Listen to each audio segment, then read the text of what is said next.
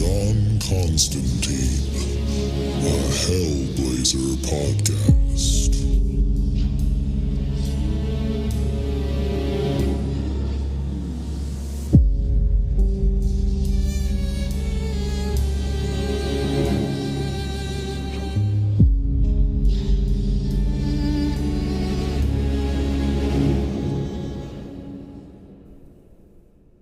Hey there, everybody, and welcome back. Before we get into the episode, just want to let you know that this is the free version of the podcast, and all that means is that we are way behind where I'm at in Patreon. So if you are loving this podcast and you need more John Constantine in your life, definitely go check us out at patreon.com/planes, trains, and comic books and sign up for the Hellblazer tier, where you'll get access to the entire Hellblazer library that I've recorded so far.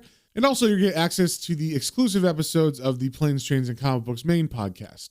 So if any of that sounds good to you, definitely go over to patreon.com/planes, trains, and comic books, all one word, and sign up there. And with that out of the way, let's get into the issue. Today we are reading Hellblazer number 60, and just a little catch up on what's been going on. The demon known as the First is after another demon that's a succubi named Chantinelle. And the reason he's after her is because he is on a quest to figure out a way to break the agreement that he made with John when John tricked him into curing his cancer. So Constantine made a fool of him, and he's not happy about that. So he knows that this demon succubi named Chantinelle is familiar with John. They're not friends necessarily, but they definitely have a relationship of some sort. So he tracked her down in hell, and she knew what he was going to do, so she ran away and was able to break through the dimensions into our world. And John eventually found her and then took her into hiding. And that is where we left off in issue 59. So first things first, with issue 60, we got the cover here. We see an angel and a demon embracing in midair, and their bodies are beginning to intertwine, so it looks like they're about to make love. And also on the cover, we see that this is written by Garth Ennis, with art by William Simpson, Mike Barreiro, and Kim DeMulder. And we start off on the first page inside of a pub, where John and Chantinelle are sitting and drinking and talking to one another. And John's narration is saying, "I do all my planning down in the pub these days. Planning bollocks. I don't have a plan. Didn't last time either. Last time." Then we cut to a flashback of the first time that John met Chantinelle, and his narration continues. "It was 1984, and Thatcher had the country by the short and curlies. Back then I was almost living up to my image. Newcastle was a bad memory. The bog god was coming to the boil, and I had fingers in lots of pies. And then, 4 days before Christmas, came the knock at the door." And then we see John answering his door saying, "Yeah?" And then we see standing before him are a man and a woman, and the woman is obviously pregnant, and the man is saying, "John Constantine? My girlfriend is, pregnant. We need your help." And I don't believe we've seen this man before, but the woman looks very familiar. It is in fact Chantinelle. And she is all kinds of pregnant. And we see that this is part 2 of an arc called Guys and Dolls. And we see the name of this issue is Nativity Infernal. So like John said in the narration, this is 4 days before Christmas in 1984. So he sees this pregnant couple standing in front of him, and he jokes saying, "Herod's got the boys after you, has he?" And Chantinelle says, "Pardon?" And John replies, "Forget it. Right. What's the score here, sunshine? I'm not a doctor. What kind of help are you looking for?" And then the man and Chantinelle give nervous glances at each other and pause and don't really say anything. So John says, "Well, look, mate, it's nearly Christmas. I'm meant to be meeting my mates for a drink but John is cut off by a bright light that blinds him for a second. And that white light has revealed an angel that was the man standing in front of John, along with the demon that is Chantinelle standing next to him. And John is intrigued, so he says, "Maybe you better come in after all." And then jokingly again, he says, "You can park your donkey round the back." Then we get a funny looking panel of the angel and the demon sitting on the couch, and John is sitting at his table smoking, and we get some narration that says, "His name was Tali. She was Chantinelle," which was a bit of a mouthful. And then John is saying to them, "So, how does an angel of the Lord get a demoness up the duff?" And Tali the angel says, it's... And then Chantinelle cuts him off saying, "It's my fault. I was trying to be clever, that's all. No succubus has ever snared one of the hosts. But our sole task is seduction, and to me it seemed too good to miss. A coup like that, and my standing would be greatly advanced. So I found myself an angel, and I turned on the charm, showed a bit of leg, smiled a smile of glistening crimson, and it worked like a dream. My only mistake was to fall in love with him. He was perfect. I saw into his soul, innocent, stainless, something I could never be. How could I hurt him? And then Tali interjects, I watched her. She danced on limbo breeze, beyond beauty. I could no more resist her than she could cause me harm. And John cuts in, so you both did what you're supposed to do, whether you liked it or not. And Tali answers, I suppose so. Chantinelle set out to tempt me. And then Chantinelle says to Tali, and you turned lust into love. And then John breaks all this lovey-dovey talk by saying, and now she's got a bun in the oven, huh? Don't they have rubbers in heaven? And then John stands and says, I guess the rest of your mates aren't too happy about this, Ellie. They're after you both. This is like Guys and Dolls, only everyone has wings. And I believe right here he is referring to the play Guys and Dolls, which is set in the 20s, I believe, and it's kind of like a gangster story that's also a story about forbidden love. So as John stands and looks at him, his narration says, I didn't want to get involved. This was far too heavy for me, and I was getting ready to bung him out in the street. Sorry, kiddies, no room at the inn. And then Chantinelle says to John, you're right, we're in danger. You're the only one that can help us, John. And then John's narration says, she knew how to appeal to me, all right. Shit, it was her job. You want Johnny Constantine on your side? Well, flattery will get you everywhere. And then John asks her, why me? But instead of her answering, we actually get some narration from John, and we see that we cut to a panel where Chaz is driving John in his taxi, and in the back seat, we see that Tali the Angel and Chantinelle the Demon are with them. So John's narration kind of answers his question of why him, saying, because nobody else would have gone near them. The Phantom Stranger would say they were near disrupting the cosmic what's-it and grass them up to their bosses. The Baron would laugh in their faces. Dr. Fate would try to cut their heads off. There's only one bloke who doesn't play favorites, who does this stuff because it's a laugh, who doesn't give a shit that curiosity killed the cat and wanted to see what you got when you crossed an angel with a demon. Guess who? And then we see Chaz is yelling at John saying, another lift? Another bloody lift? And John is telling him, relax, Chaz. And then the taxi pulls up to a house and John asks, are you sure this place is okay? And Chaz answers, yeah, Joe Hollis kicked the squatters out last week. You got your key? And then John holds up a crowbar showing it to Chaz and they kind of give each other a smile. And then we get a close-up of the angel and the demon in the backseat seeing John give like an evilish type of smile. And John's narration continues over these panels, giving us a little more insight into his motives behind helping the demon and the angel. And it says, and besides, if I help them, they could help me. Spies, one in heaven and one in hell. Then we cut to the inside of the house after they've been dropped off and Chaz has left. And we see that John is drawing a bunch of different sigils and symbols and pentagrams and stuff on all the doors and the floors of this house. They've also secured the windows by putting a sheet over them so no one can see inside, and they're only using candles for light as to not let anybody know that they're there. And Tali the Angel is saying, will these protect us? Referring to all the symbols that John is writing. And John says, nah, they hide you. Anything from hell will just pass by you. Don't step outside the lines. And then John goes to leave the building for a second as he goes to say goodbye to Chaz. And he says as he leaves, and if she drops the Sprague, John's a nice name, isn't it? And then he closes the door and walks out to Chaz. And when Chaz sees John approaching, he asks, who are they? And John answers, Romeo and Juliet on acid. To the pub, my son. So John leaves the angel and the demon to go to the pub with Chaz and think about all this. And his narration says, all I needed now was a plan and to know exactly what I was up against.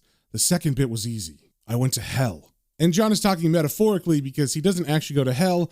Apparently, we skipped the whole pub thing where he got this idea, and we cut to him in front of the gates of Whitechapel Hospital for the Criminally Insane. And we see that John is let in by a doctor who apparently knows John because she is saying, you are becoming quite a pain, Constantine. You cannot expect to come around here and harass my patients. And John says, yes, I can, Dr. Hindley. As long as I've got copies of your patient files, I can do whatever the frig I want. Some GPUer still prescribing thalidomide 2 years after they pulled the plug. And the doctor looks kind of angry at him and says, it was an honest mistake. And John answers, tell that to the judge. Where's Clive? And what John was talking about with the doctor is something called thalidomide was a morning sickness drug that was deemed the wonder drug. And I can't remember what year it happened. I think it was in the 60s or 70s. But basically, this wonder drug did not do only what it was prescribed to do. The women who were taking it ended up giving birth to babies that had extreme deformities, The most notable and I guess common was the baby being born without arms, and the hands would be attached directly to, I guess, the shoulders. And I believe that this only happened in Britain and luckily did not make it anywhere near the USA. So you can see why the doctor would not want that information getting out. So we cut to the cell, I guess, or the room of a man named Clive. And John's narration says, Clive was where he always was. And we see Clive and John are sitting at a table across from one another, and Clive asks, "May I have a cigarette?" And as John lights one of his cigarettes, he says, "Not unless you want me to stub it out on your bollocks." Then we get a close-up of Clive, and he's kind of a balding man. He looks very thin and gaunt, but he definitely has an evil-ish looking face. And the narration of John says, "Over the summer of 1981, Clive Peters raped and killed 5 kids from a local housing estate. He had help from the shit demon he called up, but all it did was add resolution to his inclination. Being in a room with him was like drinking piss." So Clive pauses at the slight John said to him, and then he says, "How can I help you?" And John answers, "By sodding off. I want to talk to Gout." And then we see the face of Clive change to look even more creepy and evil, and he begins to drool as he says, "Your pleasure, huh?" And John looks disgusted as this transformation happens, but he continues saying, "You bet. This fine romance must be stirring things up good and proper down where you are, Gout. Who's on the case?" And Gout answers, "Romance? Not like you. Waste time. Talk shit, Willie. Romance?" And then John's narration says, "And that was where it all began to go pear-shaped." And John, not believing Gout, asks, "Are you taking the piss or what?" And then Gout stands up and leans across the table and says, "Still not see. Who's romancing? What stirred up? Infernal calm. No one on case. No case." And then John stands up too in response and points at him saying, "Don't push it, you little turd. The tempter girl and the..." But then John stops himself as he realizes something, and his narration says, "I was so wound up, I nearly told the bastard." And then John puts out his cigarette on the table in front of Gout and says, "Ah, sod it. You can piss off, Gout. I won't be needing you again. Got someone new." And Gout tries to answer saying, "Still not, And then Gout leaves Clive's body and Clive returns. And John says to him, "It's okay, Clive.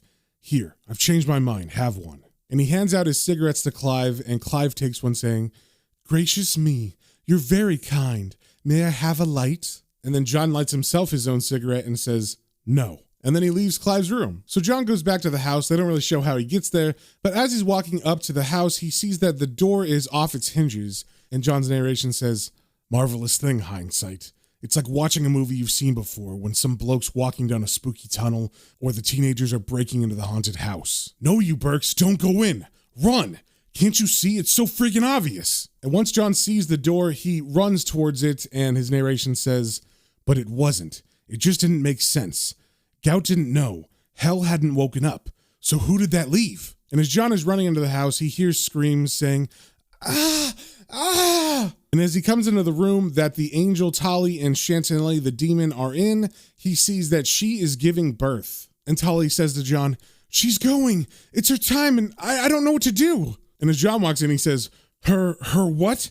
Oh, shit." Then as Chantinelle's pushing, she looks over to Tali and says, You bastard! You put this thing in me and it's tearing me apart." And Tali reaches out trying to comfort her saying, "Chantinelle, no, I love you." And then Chantinelle takes her super sharp nails and she digs them into the flesh of his arm, like literally into the flesh of his arm. And she says, "Bullshit." And as John watches this, his narration says, "That miracle of birth crap, that's the way men talk about it.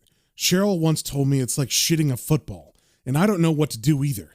But someone else did." And then all of a sudden, one of the covered windows blows up and shatters into the room, and there's a very bright white light coming through it. And as John gawks at this window, his narration continues, "Someone who wouldn't allow this.